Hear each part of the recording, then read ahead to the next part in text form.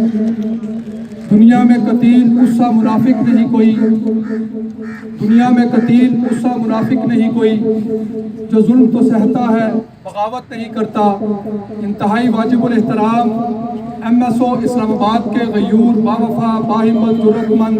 طالب علم دوستو، آج ہم جس موضوع کے اوپر اسلام آباد پریس کلب کے باہر یہاں پر کھڑے ہیں، میرے دوستو ایک ہفتہ گزر رہا ہے، وہ انبیاء کی سرزمین ملک شام کے اوپر جو بمباری کی جا رہی ہے، وہاں پر جو انسانی حقوق کی پامالیاں کی جا رہی ہیں، شام کے اندر عورتوں کو ذبح کیا جا رہا ہے، بچوں کو دن دہاڑے وہاں پر بم گرا کر ان کو شہید کیا جا رہا ہے۔ لیکن افسوس اس بات کا ہے کہ نہ اقوام متحدہ حرکت میں آتی ہے، نہ انسانی حقوق کے علمبردار حرکت میں آتے ہیں، نہ وہ جو انسانی حقوق کے ٹھیکیدار بنے پھرتے تھے، جو اسلام کو ہمیشہ دہشت گرد مذہب قرار دیتے تھے، وہ انسانی حقوق کے علمبردار جو مدارس اور پگڑی والوں کو ہمیشہ دہشت گرد سمجھتے تھے۔ میں ان سے یہ سوال پوچھتا ہوں کہ شام کے اندر یہ جو انسانی حقوق کی پامالیاں ہو رہی ہیں، اس کے اوپر وہ آپ کے حقوق کہاں سو چکے ہیں؟ یہ شام کے اندر جو مسلمانوں کو ذبح کیا جا رہا ہے،